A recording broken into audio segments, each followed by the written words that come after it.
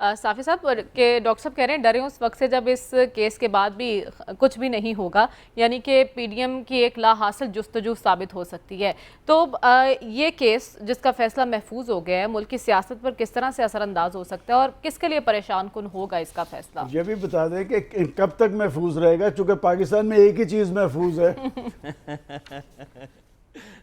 ये तो आप और अयाज साहब ज़्यादा बेहतर बता सकते हैं कि ये फ़ैसला महफूज कहाँ पे है। पता नहीं सेफ में रखा है राजा साहब ने और पता नहीं उस पर कोई पैरा बिठाया है कि ये फ़ैसला महफूज है, लेकिन मेरे ख़्याल में अब इस महफूज फ़ैसलों को गैर महफूज होना चाहिए। आवाम को हकीकत का पता चलना चाहिए। मेरा जो मसला है वो फॉरेन फंडिंग या ममनुआ फंडिंग के हवाले से वो थोड़ा सा मुख्तलिफ है।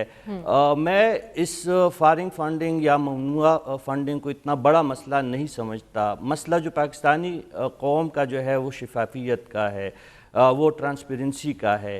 वो उस पर अगर हम ये देखें कि ये जो आरिफ नकवी साहब ने जो 20-22 लाख डॉलर की एक बड़ी रकम पाकिस्तान तहरीक इंसाफ को लंदन से ट्रांसफ़र की है, उसके बदले पाकिस्तान के साबिक़ वज़ीर-ए-आज़म इमरान खान ने उन्हें क्या दिया है? क्या उन्होंने इसके बदले कुछ हासिल किया है कि नहीं? क्योंकि जो बिज़नेसमैन होता है वो वहाँ पे पैसा लगाता है जहाँ पे उसको कुछ तवक्को है रिटर्न का।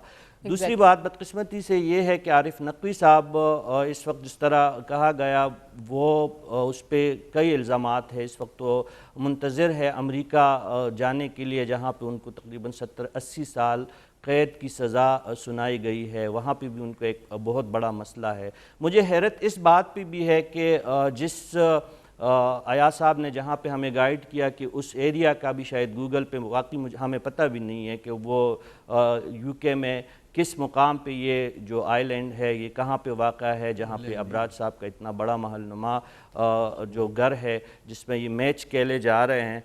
लेकिन जो वहाँ पे ये देखना है कि एक तो ये टीमें जो जिन्होंने मैच खेल के इतनी बड़ी रकम एक ही मैच से, एक ही काउंटी सीज़न से जो पैसे कमाए हैं वो भी बड़े दिलचस्प है। पेशावर का जो नाम है जो टीम का वो भी अजीब सा है। मेरी अंग्रेज़ी बहुत कमज़ोर है, वो तो बैठने वाले जो बाकी दानिश्वर है उसकी ज़्यादा वजाहत कर सकेंगे। फैसलाबाद तो उससे भी ज़्यादा उन्होंने अजीब सा जो एक नाम दिया है फैसलाबाद को भी जो टीम है। और रियासत मदीना की बुनियाद पाकिस्तान में रखी जा रही थी और क्रिकेट मैच खेले जा रहे थे एक आइलैंड्स पे और उसके पैसे आ रहे थे पाकिस्तान। वो पैसे बैंकिंग चैनल के ज़रिए मुंतकिल हुए, वो पैसे काम भी आए, धरने भी हुए, एहतजाज भी हुए, बरयानियाँ भी खाई गई, टेंटें भी लगी, इलेक्शन भी हुए और हुकूमत में भी वो पार्टी आई। फिर दिलचस्प बात यह है कि आरिफ नकवी साहब को बैनुल-अक़वामी तिजारत में पाकिस्तान का भी ख्याल आता है। उनकी कंपनी फिर पाकिस्तान आती है इसी दौरान के इलेक्ट्रिक की कहानी शुरू होती है। हमारे जो साबिक़ इंटेलिजेंस ऑफिसर है मेमन साहब, बशीर मेमन साहब, उनकी तरफ से इंकशाफात होते हैं। तो मेरे लिए मसला ये है क्योंकि फ़ॉरेन फंडिंग या बाहर के ममालिक से जो पैसे लिए जाते हैं पाकिस्तानी सियासी जमातों में, वो सिर्फ पाकिस्तान तहरीक इंसाफ नहीं है। मुझे ज़ाती तौर पर इल्म है कि मौलाना फजल रहमान साहब की जमात के कई लोग खलीजी ममालिक जाते हैं। लीबिया जी किसी ज़माने में बहुत अच्छा वक्त था, कर्नल मुअम्मर क़ज़ाफ़ी की जब हुकूमत थी तो इनके लोग जाते रहे, वहाँ से पैसे लाते रहे। सऊदी अरब कई सियासी और मजहबी जमातों को सरेआम और खुलेआम पैसे देते हैं। उनके मसाजिद मदारिस उन्हीं के चंदों से चल रहे हैं। जो बाकी मैं मगरबी ममालिक की बात नहीं करूँगा, लेकिन खलीजी ममालिक को देख के, आप जो मुसलमान ममालिक देख के, उनके यहाँ पे मिशंस चल रहे हैं उन सियासी जमातों के प्लेटफार्म से, तो ये बात, ये कहानी जो है सिर्फ तहरीक इंसाफ तक वाकई महदूद नहीं होनी चाहिए। इसमें जो ख़तरनाक बात जो मुझे लग रही है वो ये है कि जिस तरह भुट्टो ने अपने मुखालिफिन को पाबंदी का निशाना बनाया, जिस तरह उस वक्त की नेशनल पार्टी पे पाबंदी लगाई, फिर उसका खमियाजा उन्होंने किस तरह भुगता।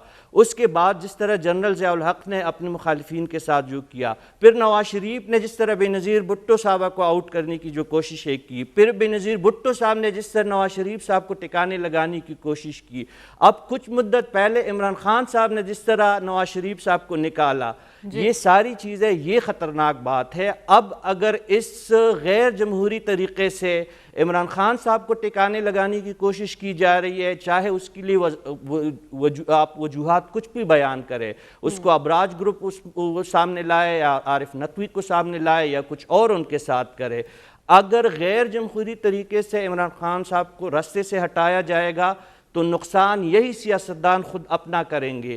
کل یہ لوگ بھی اس کی ضد میں آئیں گے، اور جس طرح میں نے کہا کہ تمام جماعتیں چندہ بھی لے رہی ہے، نہ صرف پاکستان میں اس کا کوئی ریکارڈ ہے۔ اور مجھے یہ ایک بات جو میرے دانشور دوست بیٹھے ہیں ان میں سے کوئی بتائے کہ کوئی ایک سیاسی جماعت کبھی انہوں نے اپنے فنڈنگ کے بارے میں اپنی کارکنوں کو تو چھوڑے، اپنے سینٹرل ایگزیکٹو یا جنرل کونسل کو کچھ بتایا ہے کہ یہ پیسہ آتا کہاں ہے، ہم خرچ کس طرح کرتے ہیں؟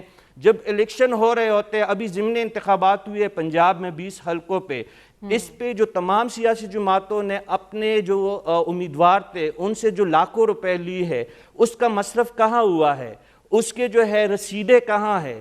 تو یہ باتیں جو ہے بالکل بڑے اہم پوائنٹ اٹھایا کہ الیکشن کمیشن کو سیاسی جماعتوں کے اپنے رہنماؤں کو نہیں پتا ہوتا کہ فنڈنگ کہاں سے